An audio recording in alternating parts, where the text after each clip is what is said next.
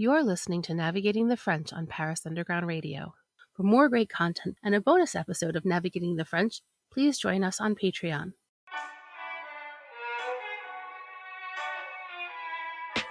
Hello, and welcome to Navigating the French, the podcast where each episode we take a look at a French word and try and see what it tells us about French culture.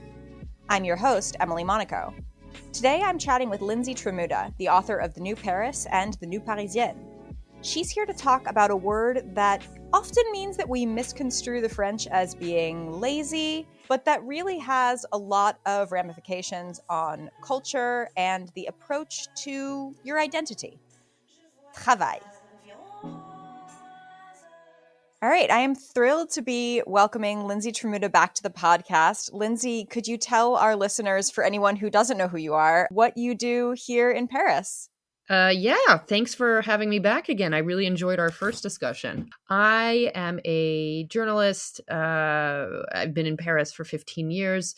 I've written 2 books. One is called The New Paris, and the second is called The New Parisienne. And I typically write about French culture and gastronomy and just people's stories in general. I'm mostly interested in, whether they're designers or architects or chefs. I'm interested in people's stories and really just tracking the evolutions in life here. So I think the discussion we're going to have today kind of fits into that.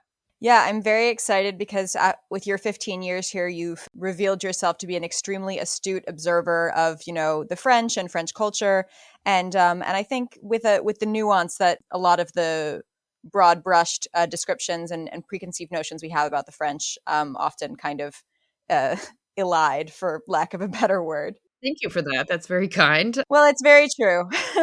But, it's interesting because I think, you and I both write and we follow things that are written about France quite closely. And it seems that there are still, for every very sort of sophisticated analysis of French life and culture, you still have, 10 others that are relying on tired old stereotypes. So I think it's helpful to have these conversations because you're potentially getting at the people who kind of realize they need to go a bit deeper if they're going to understand this place. So absolutely. Your podcast is a part of that. Oh, well, thank you. Well, I mean, I think that the word we're here to discuss today is one where we're going to reveal a lot of stereotypes and sort of get to the heart of where a lot of them come from, because obviously so many of these stereotypes have some sort of factual basis, but then they can be outdated or, overwrought.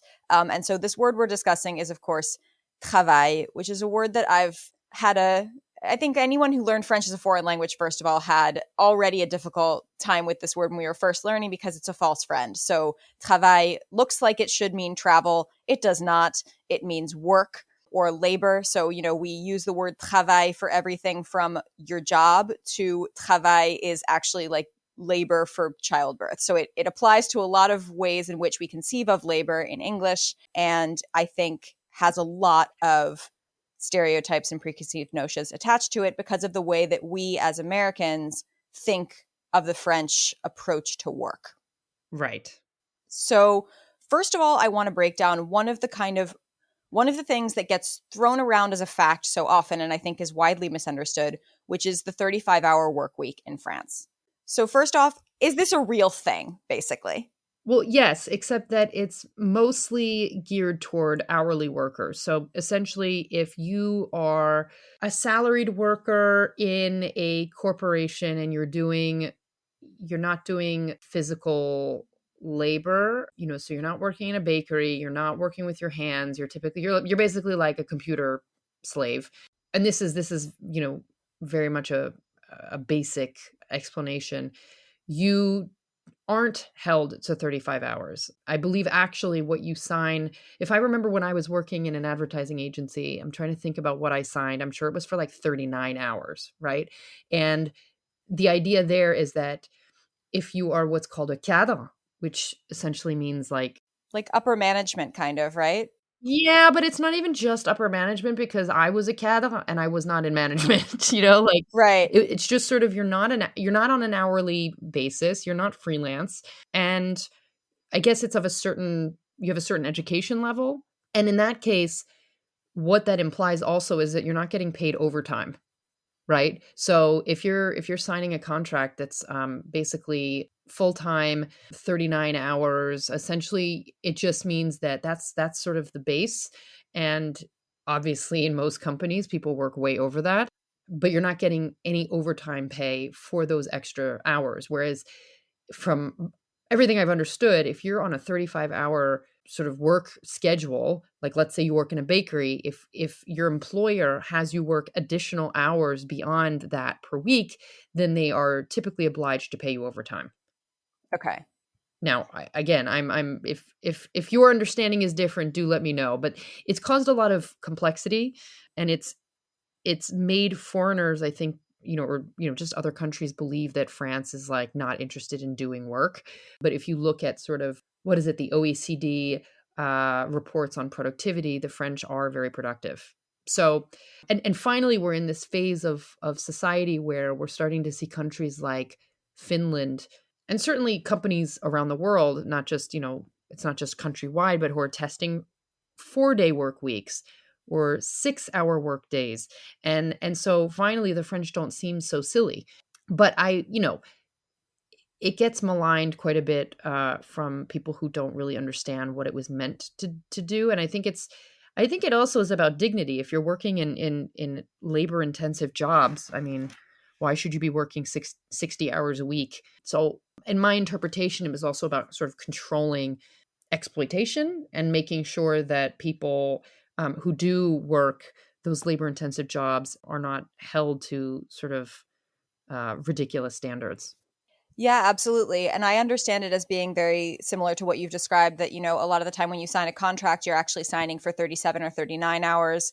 Often you'll then be given the opportunity to take what they call an RTT day. And I actually, now that I'm saying that out loud, I know that I used to have RTT days, but I don't remember what it actually means. But it's basically to take those hours back. You take a day off per month to take the hours back that you worked over your contract, because the daily work schedule is that you arrive at 9 and you go home at 6. Yes, so it's called RTT, stands for réduction du temps de travail. There you go. So reduction of the time of work. But essentially it's, you're allotted a day or half days of rest for a salaried worker who's, who ends up working more than 35 hours a week. So my husband, who works in a big company, accumulates or acquires RTT days. And that's in addition to vacation days. And I think that's quite smart. They're essentially paid days off. So I want to say it's like a day and a half maybe that you might acquire. I mean, I guess it depends how long you're in the company as well. But,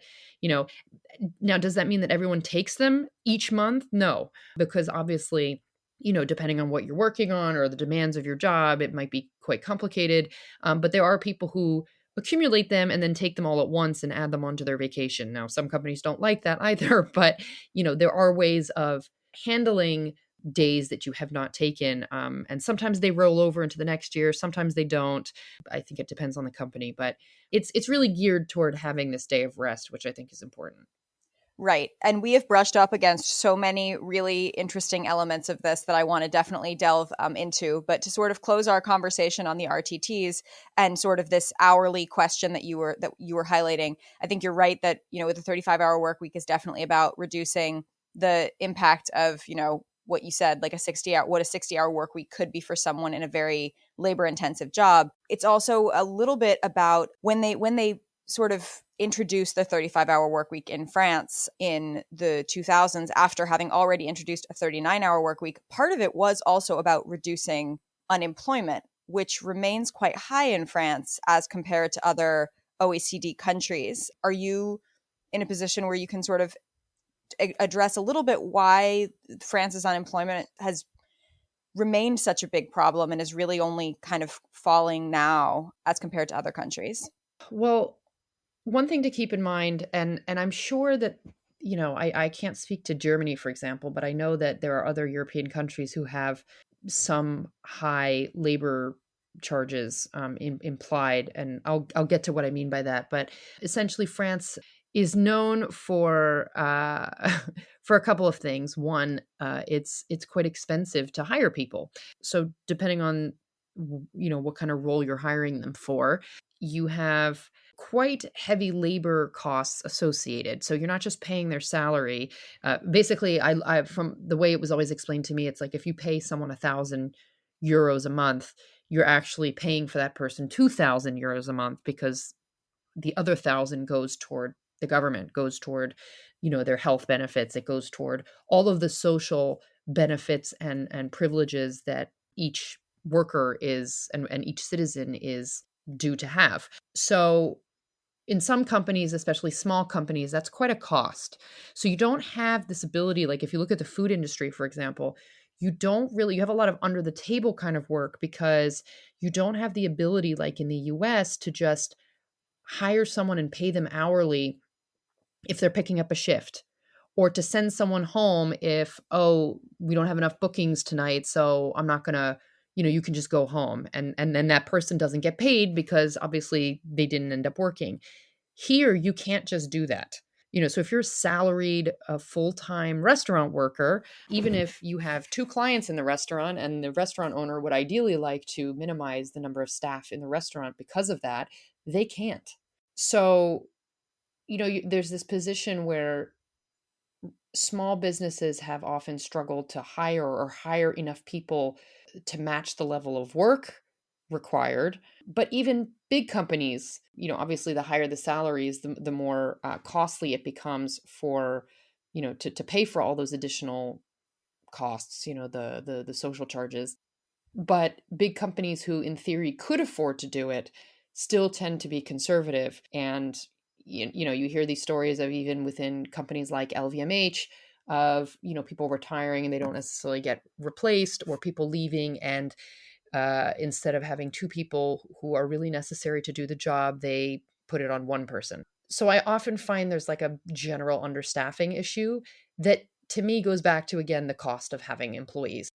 The reason Macron has been kind of a boon for business is because he's trying to alleviate some of that stress. He's been trying to make it easier for companies to hire and fire, because the other element to this story, which I know you wanted to talk about, was, how difficult it is to fire people. So the whole reason people want these full-time contracts is because it guarantees quite a level of security. Once you sign what's called a CDI, which is a contract of indeterminate length, so essentially it's open-ended, it's unless you quit or you get fired, it just goes on, which is different than the CDD, which is a very fixed term contract. So it's usually for 3 months, 6 months, or a year, and then it can be renewed. So, within that framework of a full-time permanent contract, the rules of getting rid of people, if needed, are quite complex, laborious, and costly. So you've got all these companies also who, they issue these very long trial periods of like 7 months for a new hire to really be sure that they want to confirm this person for a permanent contract, because they know that if something happens at month 8, it's going to be a lot harder to amend the situation. So in terms of unemployment, at least that's been my understanding, is that the labor costs involved make it an onerous process or prospect to really give people jobs without much complexity, So the whole hourly worker thing and making sure people are in the system, which is essentially good. You want people who are declared workers, but at the same time, you could probably have a lot more declared workers if people didn't feel like they were being, bled dry by the cost of having an employee. Yeah, I mean, that feels, it's this very odd tug of war. And, like you said, people are relying a lot on these temporary contracts. You also see people or not replacing people. You see people kind of quasi-legally relying on interns and apprentices to do things that you really should have a lower level employee doing, which is something that we see in other countries as well. It's just that in France, interns are paid, but a sort of a pittance. And if listeners want to hear a little bit more about the different kinds of job contracts that are available to people working in France, I encourage you to tune into our episode on Entrepreneur with Anne Dittmeyer, where we go into a little bit more detail on all of those varied contracts. If you're enjoying this episode of Navigating the French, you may also be interested in our sister podcast, Don't Miss This, which will clue you into some of the most interesting events happening in Paris right now. Navigating the French will be right back after a word from our sponsors. And now, back to Navigating the French. But one thing I did want to discuss with you, Lindsey, as well, is that obviously there is a historical precedent for all of these sorts of structures and systems that are in place. And it dates back to a large extent to the May 68 kind of uprisings. And when you say May 68, you evoke Mai 68 in France, in French. Everybody knows what you're talking about. But for those of us who are tuning in who maybe aren't familiar with the May 68 uprisings, could you tell us a little bit about sort of what those were about and how it affected labor in France? Yeah, I mean, it was a period of quite significant civil unrest throughout France. So it wasn't just Paris, and essentially you had weeks and weeks of demonstrations and rallies, and you had far left student occupation protests, and they were protesting against capitalism and consumerism, and the big bad American imperialism. And you also had a lot of police repression. So, all the things we saw during the Yellow Vest movement was not actually new in the sense of how violent the police could be. Right? Obviously, we've seen it before, essentially. And, there was a lot of unhappiness. It wasn't just in terms of students. It wasn't just in terms of the economy. It was also that it was a movement that also joined women's rights. So it's kind of like I don't want to say it's the catch-all movement, but it certainly had a big impact on all sorts of issues that were plaguing society. But then in the middle of it, it sort of extended to factories, and workers' demands were obviously different than what students were demanding. So, you had this big union-led strike that included something like, I don't know, over 100 or 200,000 people. And it really spread to all aspects of the economy. So not just factory workers, but people who worked in government jobs as well, in management. And there was an effort to try to make sure it didn't become super violent and militant. But essentially, they wanted to negotiate an increase in the minimum wage. They wanted wage increase for people who were already, at other levels of the pay scale. They also wanted almost normal pay for the time they were striking, which I think is kind of super French. But it was really, I think there was a bit that was against some of the mainstream unions, and you have to understand that unions here are super present and strong, unlike the US, where you hear these, Condé Nast, for example, just announced that there is a union. There's a Condé Nast union, but there have been many attempts to squash unions, including Amazon is trying to squash the movement for people to unionize. So it's very much sort of like the big bad word in the US, whereas here it's sort of understood as part of the fabric of society and with wavering influence. But this movement also had a call for new government. There was, it was really quite broad reaching. So I'm not quite sure of the exact specifics of how this kickstarted the discussion of the work contracts and things like that. But what I do know is that they all wanted a higher minimum wage and they wanted fairer pay. And there was a lot of unhappiness across the board. Yeah, absolutely. I mean, that's pretty much, it's such a huge thing. It has so many repercussions today. And absolutely, it did lead to notably the increase in the minimum wage. And we sort of do rely on the culture of the 68 movement in sort of continuing to talk about the way that we approach work in France, I guess. And it was also about, trying to fight against poor working conditions, which is something that hasn't necessarily, this is still something the world is fighting today. But, some of the systems that are in place are also meant to protect the worker. So when you hear, that someone is going to leave their job, there are ways you can do that, but most people want to try to negotiate a departure that allows them to access unemployment if needed. And the reason companies, obviously they sometimes fight it and they don't want to have to pay because there's a cost involved in doing that, which is called a rupture conventionnelle. And it's basically just a specific type of separation that involves, a certain cost on the side of the employer, but does give the worker a bit more of a cushion. And I think companies have an incentive to be amenable to that, because they know that the court system typically sides with employees in the case of anything going to court, right? So you've got this. I'm not saying it happens all the time, but there is a risk that someone could take their employer to court if they feel they were unfairly dismissed, or if they're unhappy with the way they were dismissed.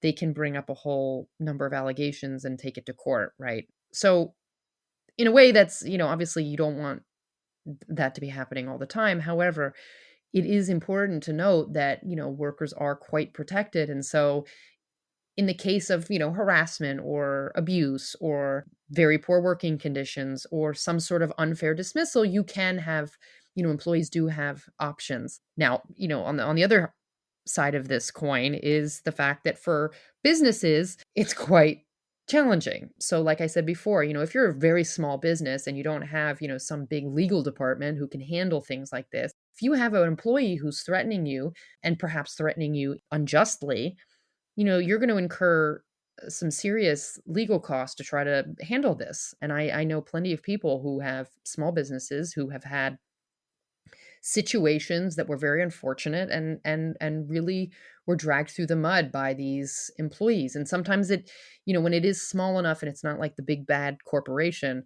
I think there can be some fairness or settlement. But it's an element that makes running a business quite tricky. And that also goes back to a cultural thing, which is that the French, it must go back to the revolution, just the way you're viewing people in charge versus everybody else. And so even to this day, I did a story about Belleville Brûlerie, the roastery, and their growth, and then the way that they scaled back. And one of the things that David Flynn told me for this story, who's the founder of the coffee roastery, was that even though you're growing together, even if you're a small company where everyone feels like a family, at a certain point, the employees will still view certain changes or certain decisions with great skepticism, as though, oh, you're going to try to exploit us. This is all for you to get wealthier. You're just a big bad business owner. And that's like from people who, are a bit more aware of these dynamics and how they are not necessarily true. But historically, if you're an employee of a company, you tend to view whoever is in charge with great skepticism. And not, that's not saying some people don't look at them like, oh, how ambitious. Oh, I'd like to aspire to that. But in general, you're sort of taking the beatings, so to speak, and that if there's anyone responsible for it, it's every single person who's in charge, and they're the reason for your discontent at some point. And so that's very unfortunate, again, for small businesses, if you have people who have this view, this inherent view or distrust of anybody in leadership, that can lead to very complicated working dynamics. Yeah, and I'm really glad that you started talking about sort of the cultural side of all of this, because obviously the legislation is one side, but it's going to, result from and affect the work culture in France. So just as like a jumping off point on this aspect of it, I know that it's been a while since either of us worked in a French office, but if we go back in our brains a little bit, what is a typical French workday in an office look like? When does it start? When does it end? What do breaks look like? And we're talking again, obviously in this particular case, about offices and not about workers in factories or anybody who's working a job in transportation or anything like that. So if you're working one of those, as you said, like at a desk in front of a computer kind of jobs, what would your workday look like? Well, I can give you the example of my previous experience and then my husband's experience, because they're two very, very different environments. He's an engineer and I was in advertising. So you have on my hand, sort of in my experience, I would go in and I would have a morning meeting at 9:30. So, I'm there around 9:15. Maybe there were, people trickling in until 10. Again, this is very specific to the industry. I'm sure fashion is like this too, or the creative fields in general. Yeah, I worked in audiovisual and it was very similar. Right. So you get a later start, but that also means you typically end later. People would trickle in. They would do their like, almost like they were doing their wake up routine, but in the office. So like maybe they had coffee before they left the house, but even if they did, they're going to have another one. They're going to linger at the machine. They're going to go say hi to people. There's a lot of chatting.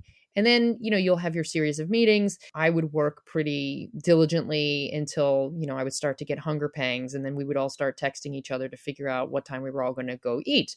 So I was working in an office where there was a cafeteria, which we could obviously opt to use, or I was in a neighborhood where I was in Boulogne, so it's the neighboring suburb of Paris, and there were restaurants and places to pick up food. So really just depended on the day.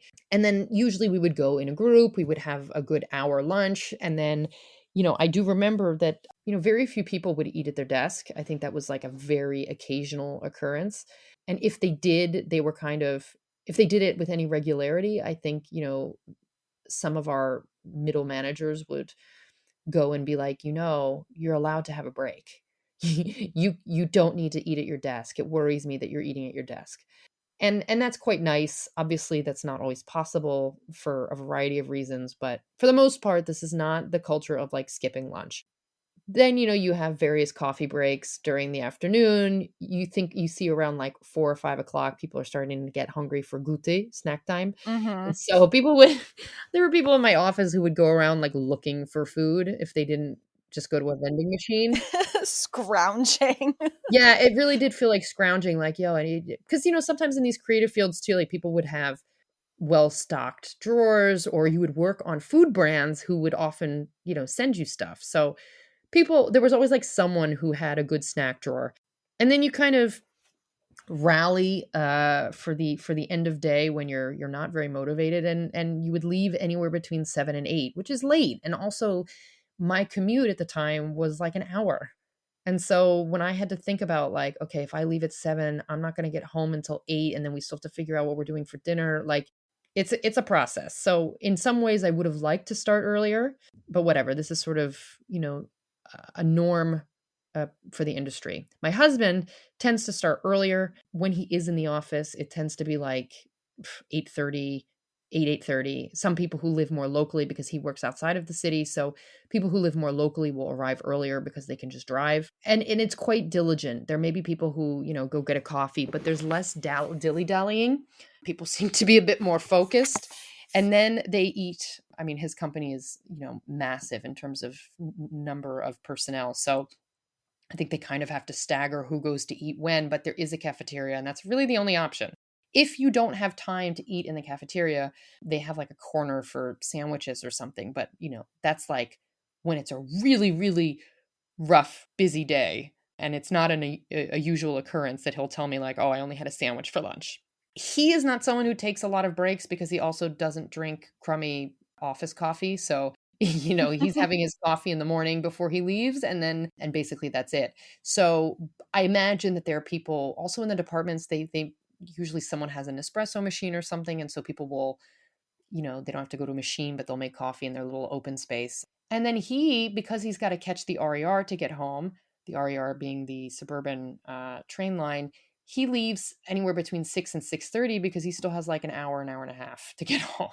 Yeah. So I would say in his company, in his line of work, it's much more rigorous, not a lot of breaks, just a lot of meetings. So there's really no time for breaks. But he also, like in other fields, benefits from, really generous vacation time. And, if he needed a mental health day, he can take either a vacation day or an RTT day, and it doesn't get filed under mental health day, which apparently in the US, at least my friend who works in advertising in the US, has like, personal days, which are different from vacation, but very small in number. And so she would use them for like a mental health day. Like, I'm going to freak out if I have to go to work. So yeah, a typical day, I don't know. I do get the sense that more and more, especially if you work in Paris, you're starting early or mid-morning, and then you're finishing quite late regardless.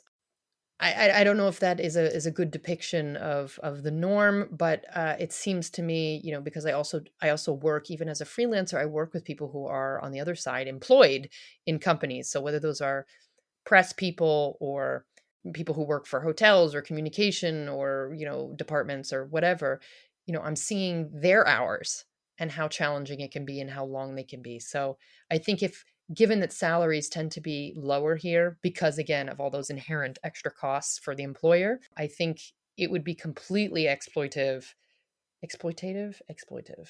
exploitative. That Anyway. feels French. I'm not sure.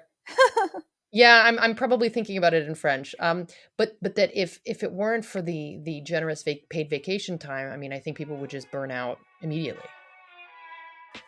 If you're enjoying this episode of Navigating the French, you may also be interested in our sister podcast, The Heart of You, where expert Annette talks manifesting, tarot, and so much more. Navigating the French will be right back after a word from our sponsors. And now, back to Navigating the French.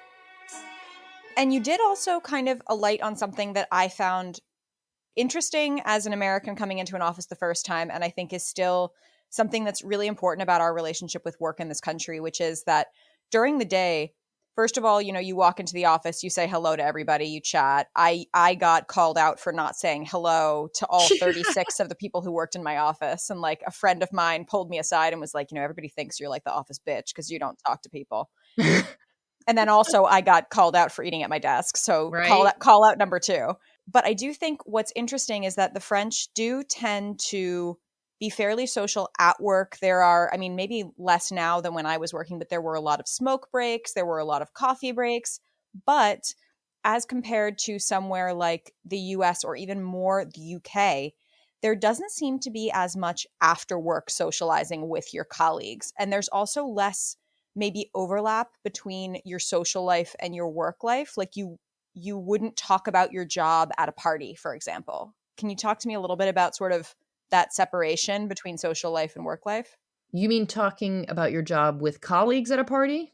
No, I mean, if you go to a different party and so you would never like walk up to, well, I guess in our industry, maybe you would, but I feel like, in the States, you get someone's first name and almost immediately you're like, and what do you do? And in France, I feel like you wait a little bit. You ask them other things before you ask them what their job is. Yeah, I mean, it's so hard because, again, my frame of reference is, a bit skewed, but I would say that there were occasional hangouts outside of work back when I was employed full time in a company. But if I look at my husband, for example, he never does anything with anybody outside of the office. And I do think it's about separating, those two worlds for sure. Obviously, we know the Brits. There's a big culture of going to the pub at 4 o'clock together, and that's sort of like a big, almost team building moment. And if you don't go, it can look quite poor on you. I don't want to generalize though and say that no one talks about their work at parties because I've been to so many where maybe it doesn't come up in the first question, but it might be the second or third. But what I will say is that it's just not something they labor over. They're not going to, devote a 30-minute conversation to work, right? It's going to be about interests. It's going to be about, maybe travels. It's going to be about how you know the person who invited you. So I don't know. I do think it's very much connected to also our sense of self and how in America, there's way too much value wrapped up in one's personal wealth, personal sense of self and value due to what they do for a living. And in France, there's very much a separation. Certainly people who work in food, I think, are very much enamored by that industry as well, or just so passionate that it will invariably come out in conversation. But they don't necessarily see themselves as more or less valuable because they work in food, right? And I think in the US, the idea of work devotion is so intense that and so unhealthy that people wrap their whole lives and their whole personalities around what they do for work. So certainly that's bound to play out in gatherings and party settings. Right. Yeah. So in America, so much of your sense of self is wrapped up in what you do. And yeah, I think that it would be overwrought to say that nobody talks about their jobs at parties, but I definitely remember meeting people who I hadn't met through work and spending 2 or 3 like good long evenings with them before I really knew what they like. I knew they worked in an office, but I didn't know what they did. Whereas, yeah, I think maybe working in food, it does tend to come up a little bit sooner, if only because you're constantly being the one who's being asked to pick the restaurant for everybody else. Right. No, but it's true that it's just a question of degree to which this is an important topic of conversation. Mm-hmm. And when people are on vacation, they're on vacation. Don't talk to them about work. Yeah. And that was another thing I got called out for when I did socialize with my former colleagues was like, I was saying, oh, that thing we're going to do on Tuesday. And my colleague said, no, it's Saturday. I don't want to talk about like Yeah. and I think that's right. I think it's really healthy. It is. And, of course, I'm also watching or reading stories about burnout and how this is clearly something that's it risks jeopardizing the French perspective, the French way of operating, the idea of, work devotion. It's, while it is inherently sort of American in its evil, there are things happening in France that would attest to the fact that this is a growing concern in France as well. But historically and culturally speaking, there is more of a division placed on work versus personal life, and they don't. I mean, if you think, I mean, I'm just sorry. I'm like thinking as I'm talking, so I'm thinking about how like you look back to like the 1950s and 60s in America, and the idea of work being something that gave you great pride. And I'm not saying the French don't have that either. Obviously they do. This is why they spend 40 years working in baking and whatever. But there's less that ability to disconnect. And I feel like my dad being someone who is 73 and still works as a psychotherapist and still sees patients, even though he could have retired, that to me says, okay, this is a person who wants to also preserve his sort of mental faculties and cognitive abilities as he's getting older. But it's also someone who I think has wrapped up his identity a bit in work. And I don't know I don't know. I think I'm getting tangled here. I don't know. I just think there is a big distinction in the way that Americans and French approach work.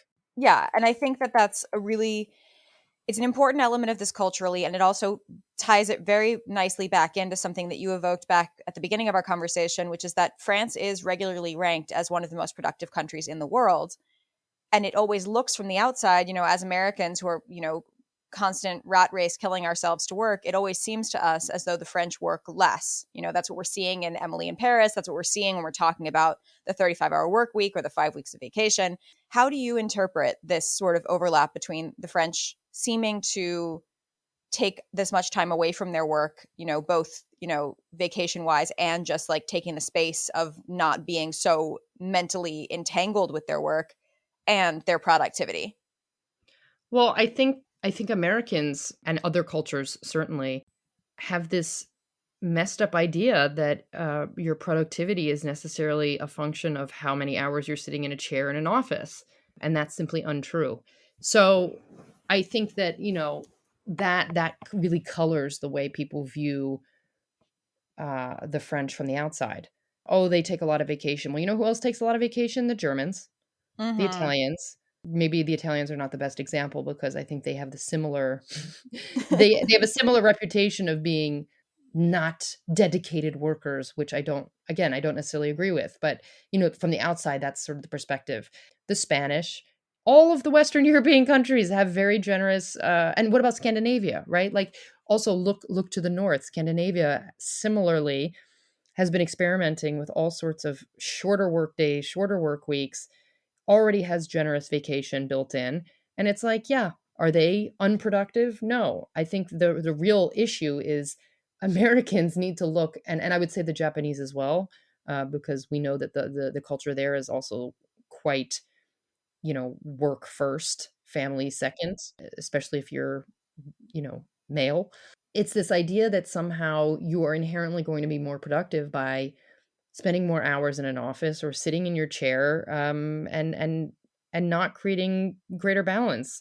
And the person who talks at length about this is one of the women I featured in my book, Rahaf Harfouch, who is a digital anthropologist, and she wrote a book called Hustle and Float, which really looks at where this idea of productivity came from, and how it started during the Industrial Revolution, where people were clocking in, and you really needed to have a sort of idea, a measurement to people's time in workplaces where, you were building cars or, working with materials. So like, factory kind of work.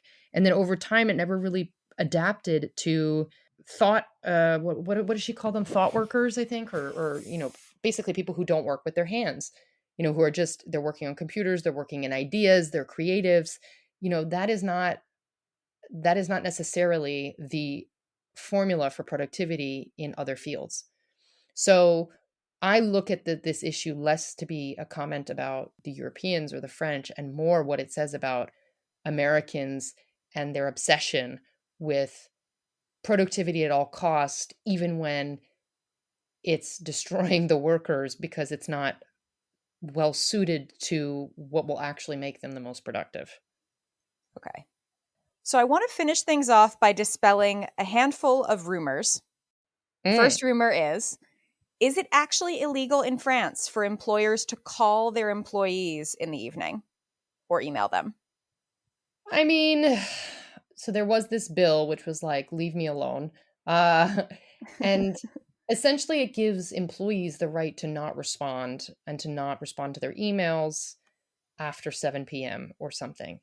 Is it really enforced? Do people really not answer their emails? In all of my experiences, no. However, I'm sure it simply gives them a protection where if you have an employer who's like hitting you up at 10 p.m. and, it would give you, justification to bring them to court, I'm sure, or in a confrontation with your employer, that is something that would be seen as an overstep. So there's no easy, neat answer, but basically I would say, is it illegal? Debatable. Okay. Are there French workers who get paid as though there were 13 months in the year? Aha, yes. My husband is one of them. Yeah, so his salary is broken down into 13 months, and he's always like, je vais avoir le 13e mois. And I'm not, and it basically comes like at the end of December, I think. I cannot tell you any background or backstory on that, however, but yes, it exists. Okay.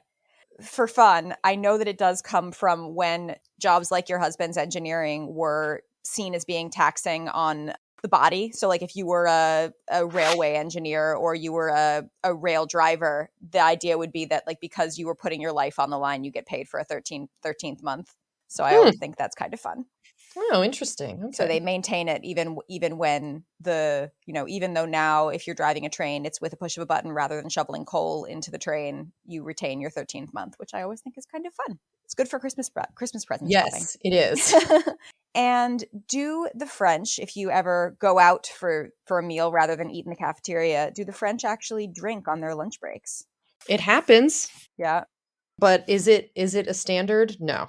So at the end of the day, the French, it seems to me, they work hard, they are productive, but they have maintained a sort of healthier distance with their work than maybe I know I had when I came from Manhattan to France 15 years ago. Yeah, and also I would say, keep in mind, there are lazy people in every single country. So, there's always a caveat with, the discussion around people being obsessed with work in America. Are there still lazy people in America? Yes. Who don't want to, who don't really want to buy into that routine and that slog? Yes. Are there lazy people who are just genuinely unproductive in France? Yes. So just keep that in mind. We're talking about trying to have an understanding about these cultures without painting broad strokes, but, there's always an exception. I think that is the perfect place for us to end this episode. Thank you so much, Lindsey, as always, for being so insightful and thoughtful about this. I really appreciate you coming on again. Oh, well, thank you for having me back. I love this show. Absolutely. Thank you so much. Where can people find you on the internet? Oh, many places. I am on Instagram, still with the handle Lost in Cheeseland. very old name. On Twitter at Lindsey Tramuta. You can find me at lindseytramuta.com. And I have a podcast as well called The New Paris Podcast, which Emily will also be a guest on very soon. This has been Navigating the French. You can find more from me, Emily Monaco, at Emily_in_France on Twitter and Instagram. This podcast is produced by Paris Underground Radio. To listen to other episodes of this podcast, or to discover more podcasts like it, please visit parisundergroundradio.com. Thanks for listening, and à bientôt. This episode of Navigating the French was produced by Jennifer Garrity for Paris Underground Radio. For more great content, join us on Patreon at patreon.com/Paris Underground Radio.